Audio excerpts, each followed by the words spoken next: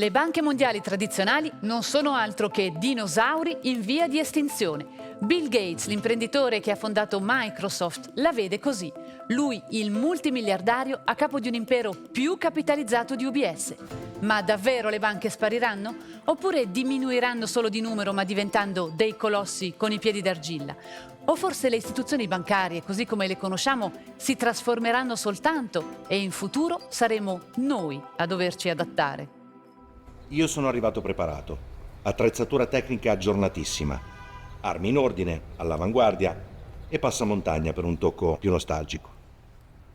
Poi a momenti non trovo neanche l'ingresso della banca. Non c'era neanche l'ombra di uno sportello o di un cassiere. Neanche un impiegato c'era, niente. Inutile anche minacciare un eventuale cliente fuori dalla banca perché tanto non hanno addosso uno spicciolo. Come tuo job coach ti consiglio di uscire dalla comfort zone.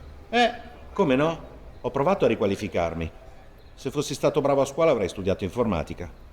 E poi anche gli hacker adesso sono disperati con tutti questi sistemi di sicurezza praticamente inviolabili. Che belli i tempi del lavoro artigianale quando potevi forare una porta blindata con la fiamma ossidrica. Perché non ti formi come impiegato di banca? Per ritrovare la tua mindfulness. Ma sei veramente un genio. Lo so anch'io che una banca è più facile derubarla dall'interno. In realtà non sono un ladro, è che ho bisogno di soldi. Sono disoccupato da 30 anni, mi hanno licenziato nel 2148 e al mio posto hanno assunto un robot. Che fai, offendi? Prova a lavorare come un robot se ci riesci. Mestieri che cambiano anche nel settore bancario. Un po' di ironia per introdurre il tema della trasformazione digitale degli istituti, ma anche dei profili professionali, che è già iniziata. Non è infatti un caso se oggi i professionisti più ricercati del settore sono proprio gli informatici. Buonasera e benvenuti a Trend. Stasera parliamo del settore bancario, in quella che ormai viene chiamata l'era del post-Credit Suisse. La piazza finanziaria si riassesta con conseguenze sull'occupazione. Nel prossimo decennio ci sarà anche un importante ricambio generazionale e questo in un settore dove già oggi non è facile trattenere i profili più interessanti. Per ogni centesimo di franco di perdita del corso del dollaro, il nostro bilancio diminuisce di ben 10 milioni di franchi. La perdita per la banca supera i 33 milioni di franchi.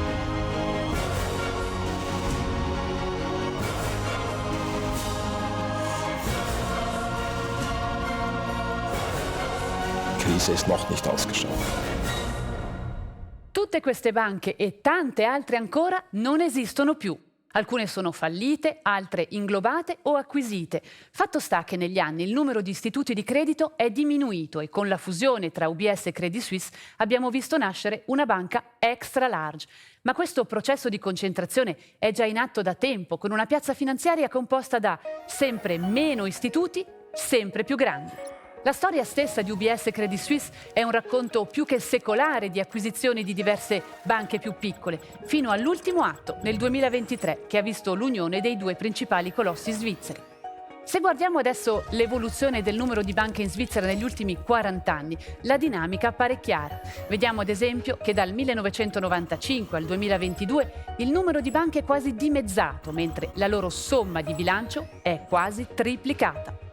Osservando adesso la situazione come se fosse una fotografia scattata nel 2022, vediamo che le 4 grandi banche, sempre per la loro somma di bilancio, pesano quanto le altre 130 della piazza finanziaria svizzera. Da notare poi che nel 2022 le 4 grandi banche erano UBS SA, UBS Switzerland AG, Credit Suisse AG e Credit Suisse SA. Una fotografia che, come sappiamo, oggi è da aggiornare. Buonasera Carlo Lombardini, benvenuto a Trend. Lei è avvocato, è stato legale di diverse banche ed è professore di diritto bancario all'Università di Losanna. Senta, abbiamo appena visto questi dati, la concentrazione degli istituti sulla piazza finanziaria è in corso da diversi anni, quindi non accade solo per casi di salvataggio come per Credit Suisse. Certo, la concentrazione è una soluzione di facilità in un momento in cui l'industria bancaria ha sempre più costi, perché questo non bisogna dimenticarlo, soprattutto costi di compliance, ha sempre esigenze più rigorose in termini di informatica, e dunque l'aumento del numero di clienti permette di spalmare dei costi fissi su un numero più grande di clienti e dunque di ridurre i costi per cliente. Spesso però le banche finiscono in un fenomeno di concentrazione perché sono incapaci di gestire i propri affari. Esempio tipico, credito svizzero. Ma questa concentrazione fa male alla piazza finanziaria svizzera? Di sicuro la concentrazione come primo effetto conduce a una perdita di manodopera e di posti di lavoro, conduce anche a un impoverimento della piazza finanziaria lato sensu, perché la visione delle banche grandi o molto grandi non è la stessa che la visione delle banche piccole. Mi spiego, una banca grande o molto grande avrà una certa rigidità nel gestire i suoi affari e i suoi rischi, ed è ineluttabile perché deve rispettare certe regole, deve assicurarsi che tutti sappiano quali sono le regole che devono essere rispettate. Una banca piccola avrà normalmente molta più flessibilità. Il problema è anche che una banca piccola, se fa un errore, rischia molto grosso con la vigilanza. Una banca grande rischia altrettanto, però è più difficile capire l'errore, proprio perché la banca è grande. La taglia dà anche una certa protezione contro gli errori che uno può fare. Ma quindi secondo lei le banche piccole in un certo senso operano in una posizione di svantaggio rispetto a quelle grandi? Il problema della banca piccola prima di tutto è un problema di fiducia, perché obiettivamente il cliente può anche non aver fiducia in una banca più piccola, dicendo: se la banca piccola ha un problema, chi va a salvarla? Quando dico salvarla non è lo Stato, è un'altra banca che l'acquista. La banca piccola non è un bottone ghiotto. Poi c'è effettivamente la questione dei costi e dunque della qualità delle prestazioni. Poi c'è il problema di sapere chi va a lavorare nella banca piccola, cioè avranno il buon compliance officer, avranno il buon risk manager, avranno i buoni dipendenti. Se quello che chiamiamo un relationship manager attualmente ha un ottimo portafoglio di clienti che non hanno problemi di compliance, automaticamente si indirizzerà verso una banca più grande, perché questo ispira fiducia ai suoi clienti. Diventa difficile muovere dei clienti in una banca piccola. Va anche detto però che in diversi casi negli ultimi anni questi accorpamenti sono serviti a ottimizzare i costi o anche a evitare dei fallimenti. Sì, poi sono stati anche resi necessari dal cambiamento della visione della piazza finanziaria. Cioè 20 anni fa tutti avevano più o meno dei clienti che venivano dal mondo intero, di cui non era importante sapere se erano clienti dichiarati o no, o addirittura se erano clienti onesti o no, esagero volontariamente. E nel mondo attuale la vigilanza, la FINMA esige che una banca conosca i mercati dove opera.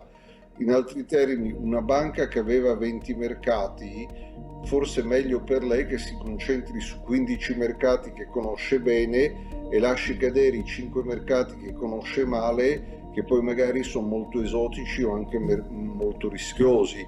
Dunque questo automaticamente riduce la taglia della banca e obbliga la banca magari a cercare alleanze.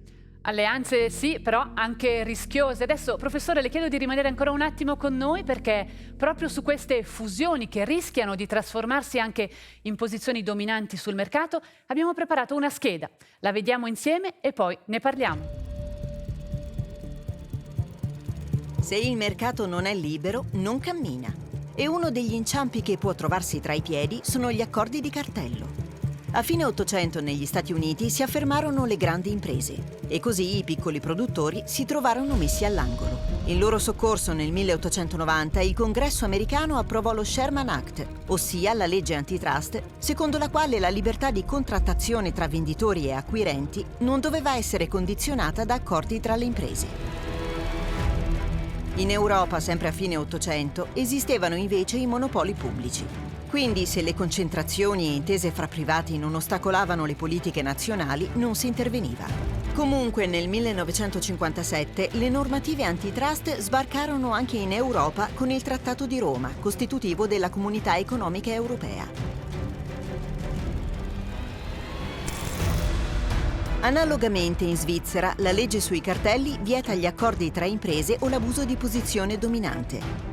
Il principio è sempre quello di promuovere il libero mercato. La Commissione della Concorrenza è l'autorità che vigila e accerta eventuali violazioni della normativa antitrust. L'impresa che viola queste norme può essere sanzionata con una multa che può ammontare fino al 10% della cifra d'affari realizzata in Svizzera negli ultimi 3 esercizi.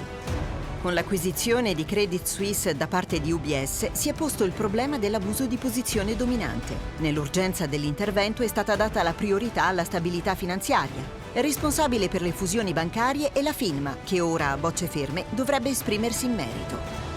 A inizio marzo, la FINMA ha confermato che sta esaminando gli effetti sulla concorrenza della nascita della grande UBS. Dunque, professore, la FINMA dovrà ancora esprimersi sulla questione della posizione dominante di UBS, ma lei che opinione si è fatto? Al gut feeling mi sembra che da qualche parte un problema di posizione dominante ci deve essere. Non so se in tutta la Svizzera, non so se in tutti i cantoni, perché in realtà questo dipende anche molto da chi altro è presente sul mercato. Poi bisogna vedere che tipo di mercati si parla, sulla gestione patrimoniale pura, classico private banking offshore, forse no, sulla gestione patrimoniale onshore, forse sì, più direi nei cantoni dove ci sono poche banche che nei cantoni dove ci sono tante banche. Di sicuro è un grande punto interrogativo questo. E più in generale, quali pericoli può comportare la diminuzione della concorrenza per il settore finanziario?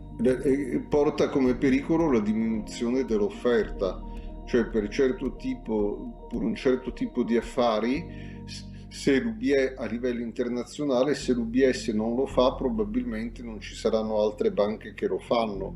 E la commissione di esperti che aveva reso il suo rapporto nel settembre 2023 lo ha sottolineato in modo molto intelligente, ed è lì che, se vuole, il vero scandalo del fatto che l'UBS si è pappata il suo unico concorrente a un prezzo scontato.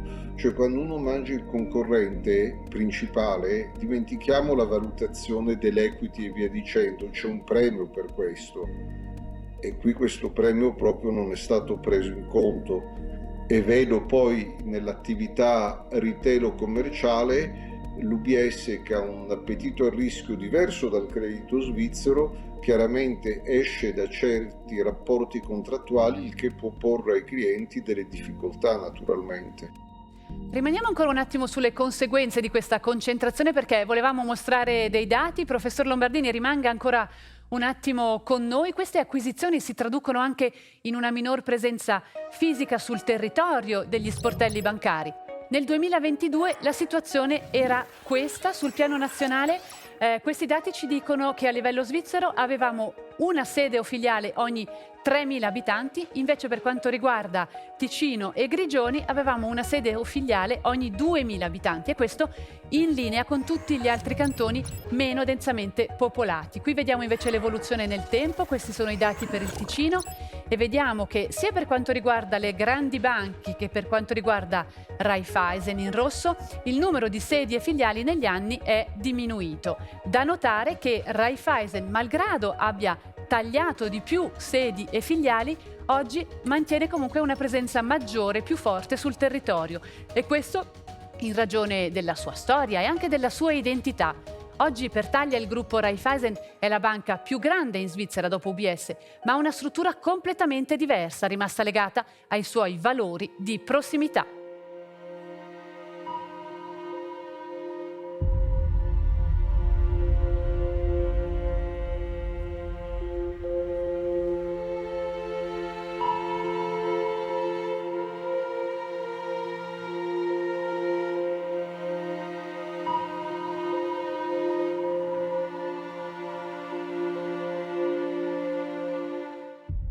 Inizialmente noi siamo veramente nati per aiutare il territorio, aiutare l'economia a svilupparsi. Siamo un gruppo di proprietà svizzera che opera sul territorio svizzero ed è parte del nostro DNA.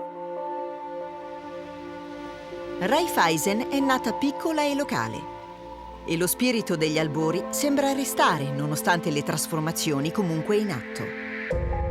In Svizzera il gruppo Raiffeisen è presente con 219 banche giuridicamente indipendenti e che spesso hanno diverse agenzie, anche in luoghi periferici. Queste banche sono socie di Raiffeisen Svizzera, che definisce la strategia del gruppo e offre dei servizi alle sue affiliate. Considerata come gruppo, è ormai la seconda banca più grande in Svizzera dopo UBS ed è a rischio sistemico. Alina Augello, responsabile della sede della Svizzera italiana, parla a nome del gruppo Raiffeisen nazionale. Se una banca si trovasse in grave difficoltà finanziaria, esiste un fondo di solidarietà, una riserva a copertura di eventuali rischi all'interno dell'organizzazione. Questo comporta la responsabilità di ogni singola banca Raiffeisen e parlo di responsabilità reciproca. Storicamente il gruppo Raiffeisen capitalizza ogni anno oltre il 90% del suo utile aziendale, aumentando costantemente il capitale proprio. Raiffeisen è nata come cooperativa, quindi ha dei soci, non degli azionisti. L'azionista sia un'azione di una società e viene maggiormente visto come un mero investimento. Invece il socio ha una quota sociale all'interno di una banca e perlomeno quello che mi arriva dai soci quando li incontro c'è veramente un coinvolgimento sul futuro anche della banca. Non è puramente e esclusivamente un investimento monetario. E spesso futuro e passato convivono. Prendiamo l'esempio di Claro, un paese dove ormai non c'è più un ufficio postale, ma c'è una banca Raiffeisen, agenzia della sede di Bellinzona e Visagno. L'immobile è stato rinnovato qualche anno fa. A Claro noi abbiamo una presenza fisica, una consulenza tradizionale ai nostri soci e clienti che viene offerta sul posto, per esempio per le ipoteche, dove è ancora necessario avere un contatto fisico col consulente, mentre dall'altra parte abbiamo comunque tutti i prodotti digitali che ci vengono offerti e supportati dalla nostra sede centrale e quindi il cliente può scegliere. Dalla campagna alla città, la Raiffeisen bellinzonese e Visagno anni fa si è trasferita in questo edificio di inizio Novecento che ha ospitato diverse banche prima di lei.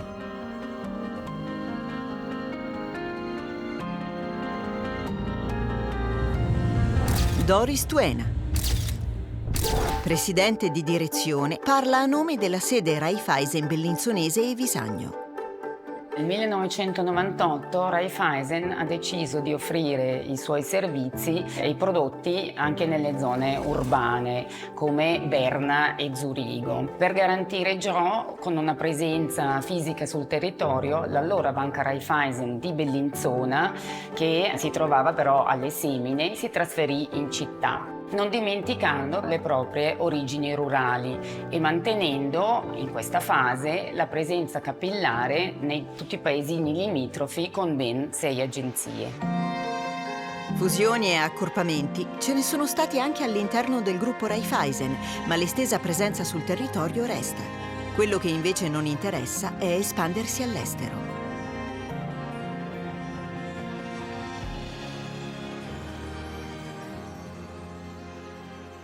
Una federazione di piccole banche che comporta anche dei vantaggi a livello dei rischi sistemici. Certo, non tutti gli istituti possono adottare lo stesso modello, ma c'è qualcosa che ci può insegnare, secondo lei? Penso il fatto di essere vicini ai clienti soprattutto, perché in realtà la Raiffeisen sono una serie di banche, un modello storico che poi esiste anche in altri paesi europei. All'origine il villaggio dove c'è bisogno di una banca e la gente si mette insieme, è anche un po' il modello delle saving and loans inglesi o del Crédit Agricole in Francia o delle casse di risparmio in Italia.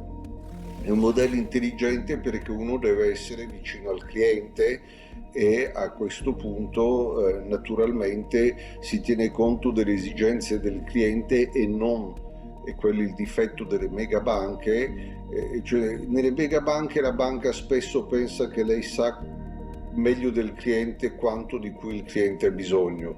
Nelle banche come Raiffeisen, che sono delle banche cosiddette di vicinanza, è molto più difficile concepire che la sede imponga una visione comune. Detto ciò, più la banca diventa grande, più la sede fa sentire la sua presenza, proprio per avere una gestione dei rischi intelligente. Ed è lì che bisogna trovare un buon equilibrio tra una libertà data alle varie, non dico filiali perché il termine non sarebbe esatto, alle varie presenze sul territorio, e in realtà la necessità di assicurare una sorveglianza adeguata per evitare che scoppi un rischio da qualche parte che non si è visto. Grazie Carlo Lombardini per queste sue considerazioni qui a Trend. Discutere con loro su come si possono riprendere le attività e come si possono mantenere gli impieghi qua.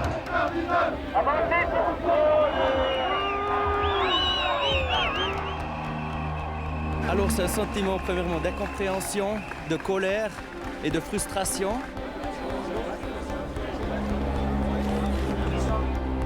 Abbiamo attuato il piano di ristrutturazione di 177 persone. Fare in modo di respingere nella forma più assoluta i licenziamenti. Chiusure e ristrutturazioni non solo nel mondo bancario ma anche in altri settori, come abbiamo ricordato in questa rapida carrellata. Sono momenti di crisi che possono comportare licenziamenti collettivi anche nell'ordine di centinaia o migliaia di persone. E per operare questi tagli, per gestirli, spesso le società si affidano ai cosiddetti tagliatori di teste, degli esperti di risorse umane esterni all'azienda. Buonasera Judith Eberl, benvenuta a Trend. Le faccio subito una domanda per entrare nel tema. Lei ha mai vissuto un licenziamento in prima persona?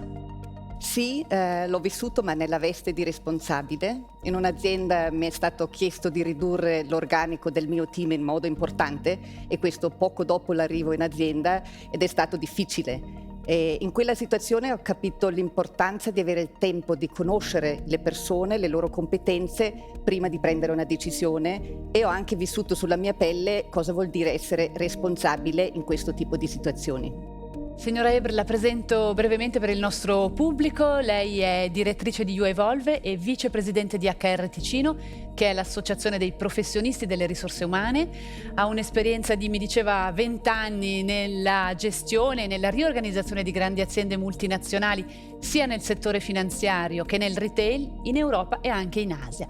Senta, io vorrei farle una prima domanda proprio per capire il vostro lavoro quando arrivate e dovete ristrutturare una grande azienda. Penso agli esempi che abbiamo visto prima o al caso Credit Suisse UBS.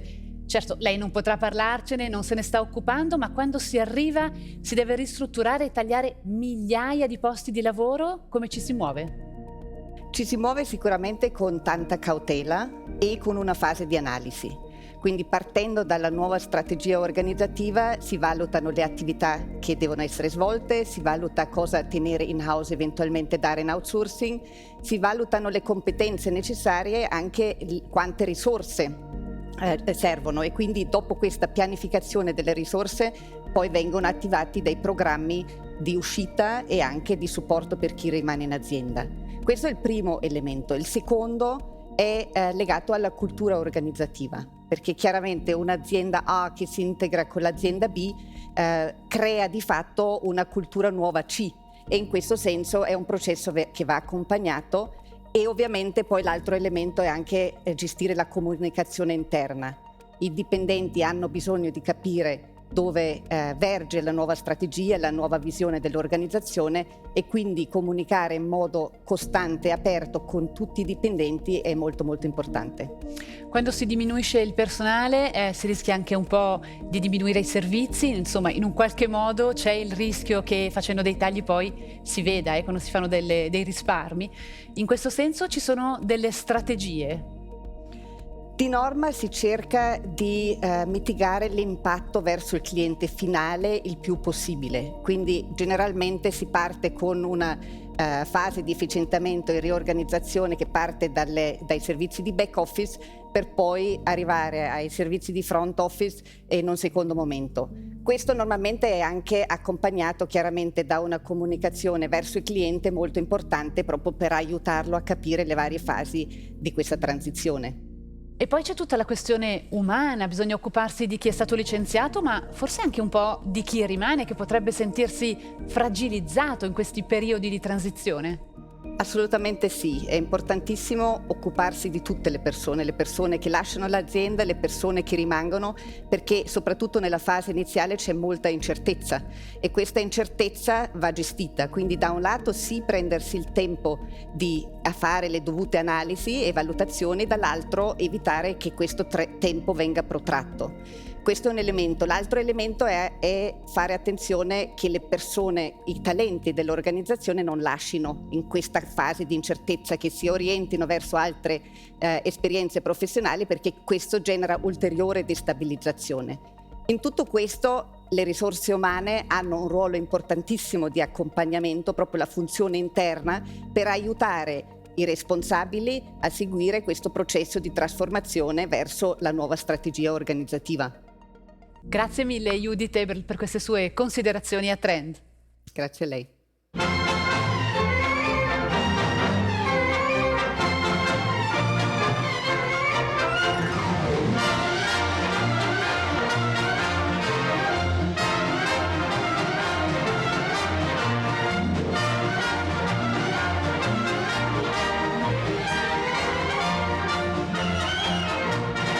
I classici impiegati di banca allo sportello si occupavano di operazioni che ormai in gran parte disbrighiamo da soli, grazie alla digitalizzazione. E probabilmente in futuro i servizi finanziari di cui avremo bisogno non saranno offerti solo dalle banche. I'm Jeff Bezos. I'm the founder of Amazon.com. Hanno tanti soldi e tanti clienti. Potrebbero dunque fare le banche? Prendiamo ad esempio il gruppo delle cosiddette GAFAM, che comprende i colossi del Big Tech quali Google, Apple, Facebook, Amazon e Microsoft. Tra loro qualcuno si è già affacciato al mondo della finanza. Non fanno le banche a tutti gli effetti, ma offrono dei servizi finanziari.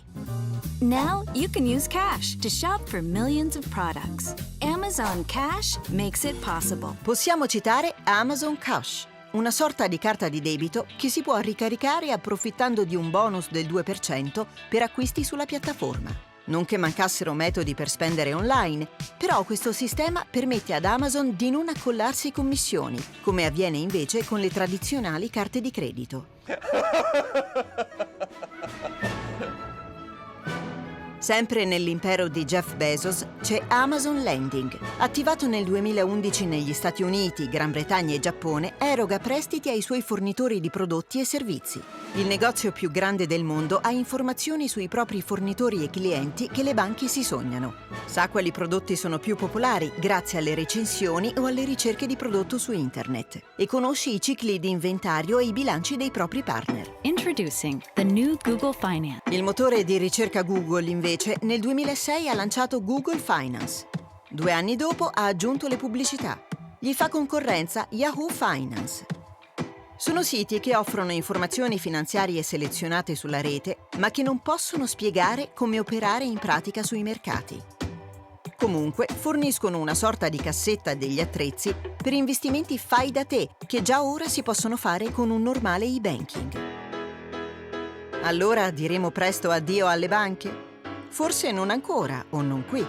Secondo un sondaggio condotto dal sito di comparazione Moneyland, ancora nel 2021 la maggior parte degli svizzeri non si immaginava di aprire un conto presso aziende che non fossero banche classiche.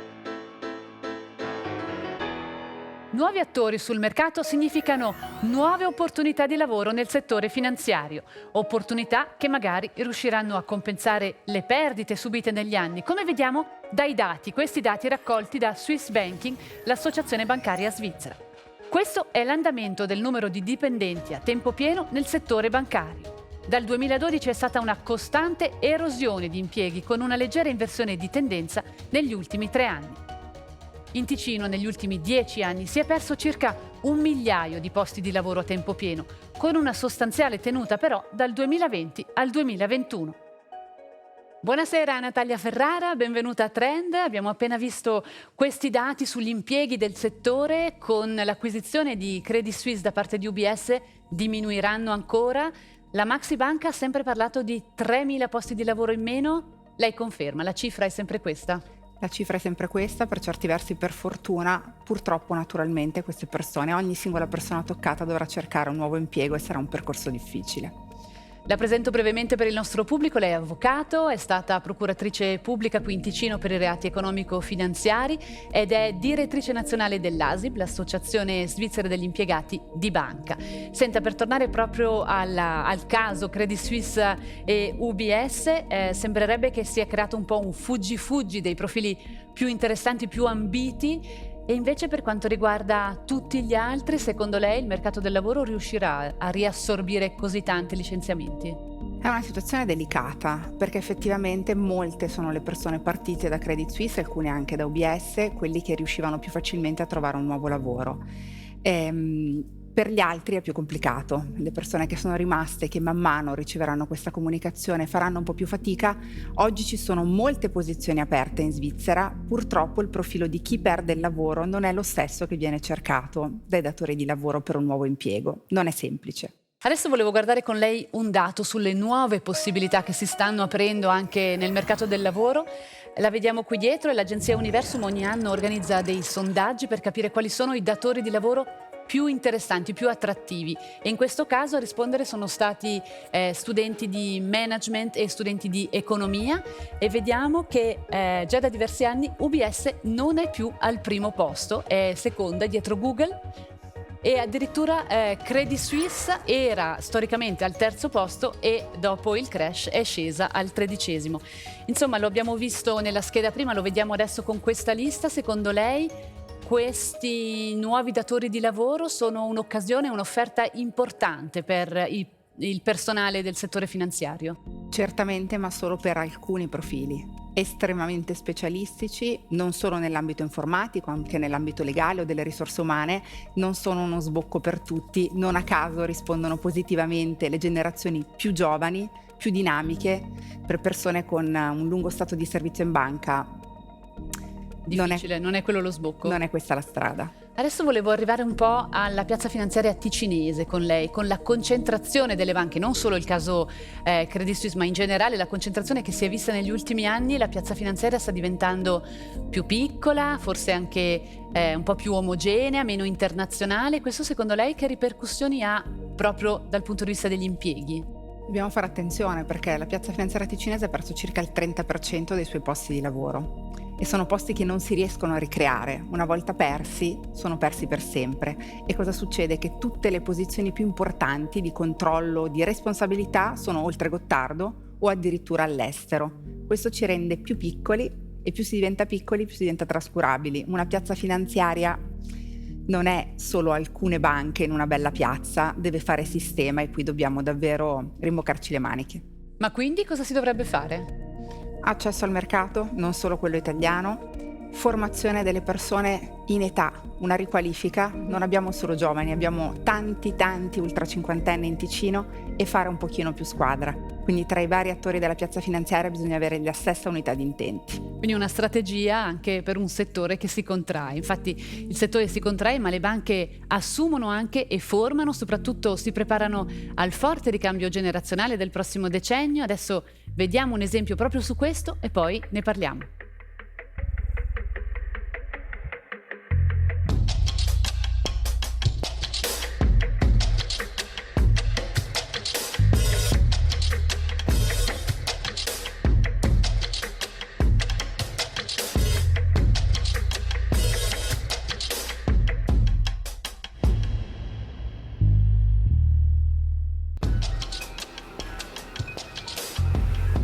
Al momento ci troviamo nella sede principale della Corner Banca di Sportelli. È stato il mio primo ufficio, il momento in cui ho potuto conoscere molti colleghi. All'inizio è stato un po' ansioso perché comunque sono soldi veri, bisogna prestare molta attenzione, però sono stati tutti molto cordiali, mi hanno sempre detto come fare le cose.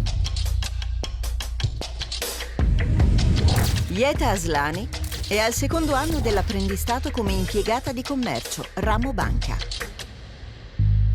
I settori bancari visitati sinora le sono piaciuti tutti e ancora non ha scelto quello in cui preferirebbe specializzarsi, ma sta già pensando ai futuri passi della propria formazione. L'anno prossimo ci sarà la maturità professionale e poi forse l'università.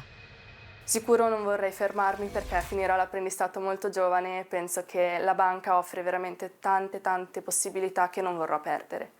In Ticino mi piacerebbe restare, non mi creerebbe assolutamente nessun problema, ma se mi dovessero dare una possibilità per fare un'esperienza all'estero, l'accetterei sicuramente. La banca Corner, come il resto del settore bancario, è confrontata con un importante ricambio generazionale. Si stima che nei prossimi 15 anni il 40% dei collaboratori lascerà l'azienda per raggiunti limiti di età. Un ricambio che si inserisce in un mondo in evoluzione. La banca è in trasformazione, il mondo bancario è in trasformazione, si stanno avvicinando nuove discipline nel mondo bancario, la digitalizzazione, l'intelligenza artificiale stanno portando tutto un cambiamento che non conoscevamo nel passato.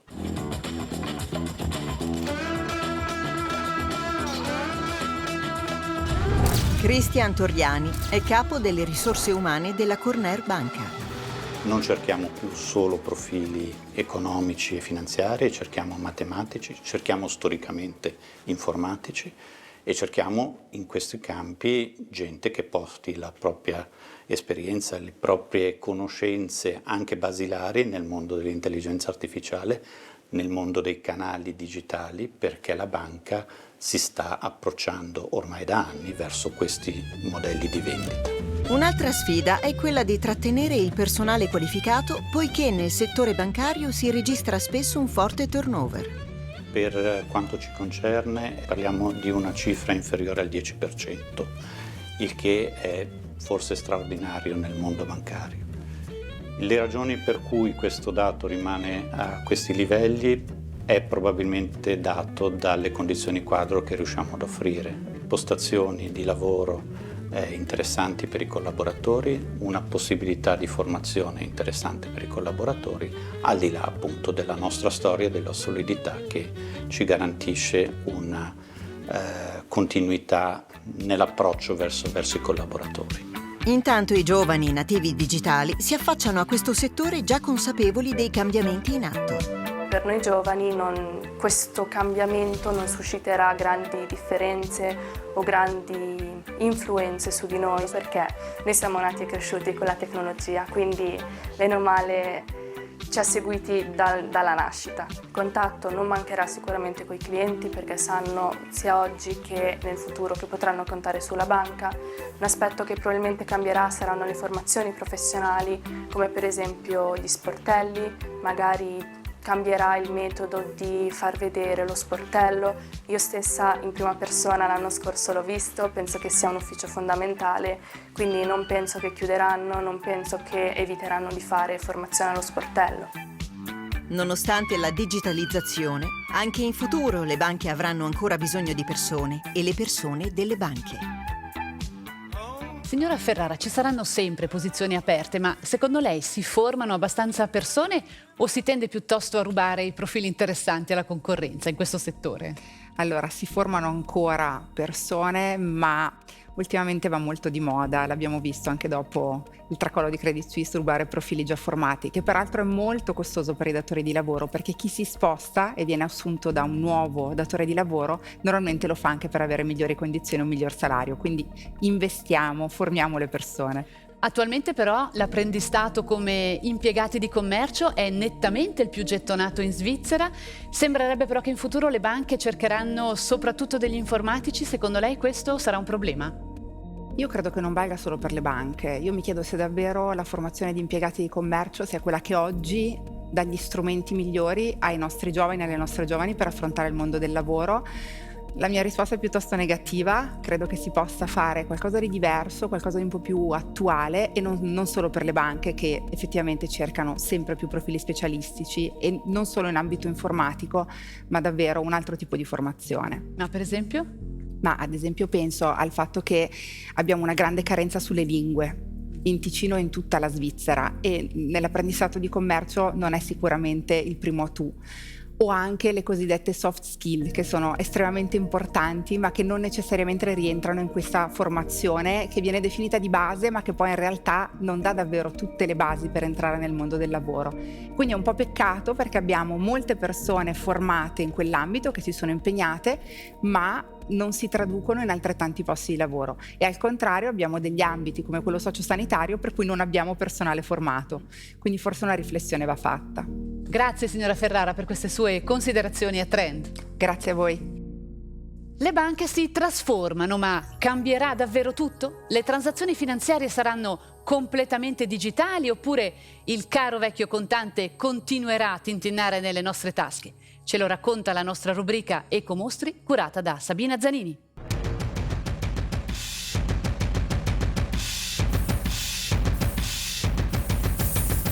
Il denaro ormai è sempre meno sonante e frusciante. Eppure, nonostante l'avanzata dei pagamenti digitali, ancora non riusciamo a riporre definitivamente monete e banconote nelle teche di un museo. Secondo le statistiche della Banca Nazionale Svizzera, il cash è sempre meno utilizzato nella Confederazione, ma circa un terzo delle transazioni avviene ancora all'antica. Insomma, si sta progressivamente lasciando il passato alle spalle, ma il 90% di chi lo utilizza è contento del contante. I nostri risparmiucci. Con il nuovo che avanza è strano leggere una sorta di elogio del denaro fisico nel sito della Banca Centrale Europea, che ricorda come la maggior parte delle transazioni della zona euro avviene ancora con monete e banconote.